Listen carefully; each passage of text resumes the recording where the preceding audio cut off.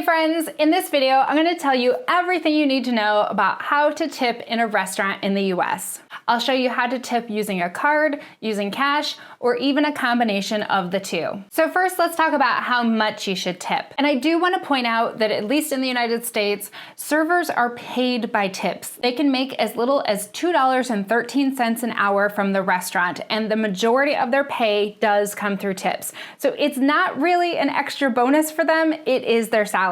The customary amount to tip in a US restaurant is around 15 to 20%, and feel free to give a little bit more if you had extra good service. I'll show you quick ways on how to calculate that. If you want to do it on a calculator quickly, you take the amount of the bill, let's say $20, times 0.2 for 20%, and that number would be $4. So $4 would be a decent tip. But I like to do it in my head, it makes it quicker. I'll take the total amount of the bill, let's say $20, move the decimal place over one place, and that's gonna give you 10%. And then I would multiply that by 1.5 for 15%, or multiply it by 2 for 20%. So $20, move the decimal point over, is 2 times 2 is $4 for the tip. So let's say that you want to pay for your bill in cash. If you have the exact amount you want to pay for the bill plus the tip, you can just put that together, and when the server picks it up, just say no change. But let's say that your bill plus the tip would be adding up to $25 and you have two $20 bills. You can pay your bill with the two $20 bills, and if you don't say anything, the server is going to assume that you want change.